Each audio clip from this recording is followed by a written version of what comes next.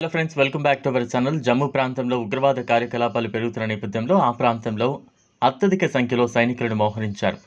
జమ్మూలో ఉగ్రవాదులను ఏరివేసేందుకు ఇంటర్ కమాండ్లో మార్పులు చేశారు. కథువా, సాంబా, దౌడా, భదర్వా, కిష్త్వార్లలో సైనికుల సంఖ్యను మరింతగా పెంచారు. వెస్టర్న్ కమాండ్ నుంచి కూడా ఇక్కడకు సైనికులను పంపారు.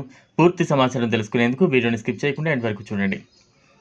గత వారం జమ్మూ కాశ్మీర్లోని దోడా జిల్లాలో పాకిస్తాన్ ఉగ్రవాద సంస్థ జైషే మహమ్మద్కు చెందిన సాయుధ ఉగ్రవాదులతో జరిగిన భీకర ఎన్కౌంటర్లో కెప్టెన్తో సహా 4 ఆర్మీ జవాన్లు వీరమరణం పొందారు.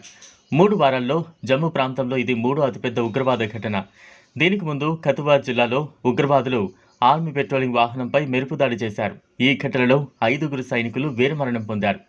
అంతే సంఖ్యలో సైనిక సిబ్బంది గాయపడ్డారు. అంతకుముందు జూలై 9న కిష్త్వార్ జిల్లా సరిహద్దుల్లోని అడవుల్లో భద్రతా దళాలతో జరిగిన ఎన్కౌంటర్ తర్వాత ఉగ్రవాదులు పారిపోయారు. జూన్ 26న గండో ప్రాంతంలో ఒక రోజంతా జరిగిన ఆపరేషన్లో 3 ఉగ్రవాదులు హతమయ్యారు. అదేవిధంగా జూన్ 12న జరిగిన భీకర కాల్పుల్లో 5 ఆర్మీ సిబ్బంది, ఒక ప్రత్యేక పోలీస్ అధికారి గాయపడడంతో దోడాలో ఉగ్రవాద వ్యతిరేక కార్యకలాపాలు ముమ్మరం చేశారు.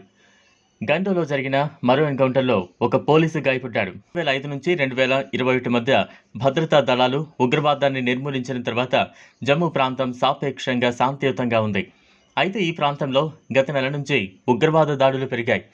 ఇటీవల యాత్రికులు ప్రయాణిస్తున్న బస్సుపై దాడిలో 9 మంది మృతి చెందగా 40 మంది గాయపడ్డారు.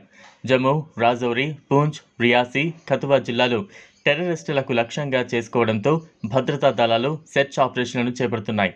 జమ్మూలో శిక్షణ పొందిన పాకిస్తానీ ఉగ్రవాదుల చొరబాటు దృష్ట్యా ఇండియన్ ఆర్మీ ఆ ప్రాంతంలో భారీగా మోహరించి సెర్చ్ ఆపరేషన్ కొనసాగిస్తోంది.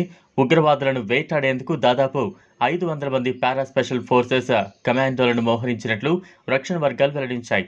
ఇంటెలిజెన్స్ ఏజెన్సీలు కూడా తమ చర్యలను వేగవంతం చేశాయి. టెర్రరిస్టులకు సపోర్ట్ ఇచ్చే వారిపై దృష్టి పెట్టినట్లుగా అధికారులు తెలిపారు. పాకిస్తాన్ దురాక్రమణను ఎదుర్కోవడానికి ఇప్పటికే 4000 మంది భద్రతా దళాలను మోహరించామని ఆర్మీ అధికారులు తెలిపారు. ఇది ఫ్రెండ్స్ ఇవాల్టి వీడియో. ఈ టాపిక్ పై మీ అభిప్రాయాన్ని కామెంట్ బాక్స్లో కామెంట్ చేయండి. ఈ వీడియో కనుక మీకు నచ్చినట్లయితే లైక్ చేయండి, షేర్ చేయండి. లేటెస్ట్ అప్డేట్స్ కోసం ఛానల్ను సబ్స్క్రైబ్ చేసుకోండి. థ్యాంక్స్.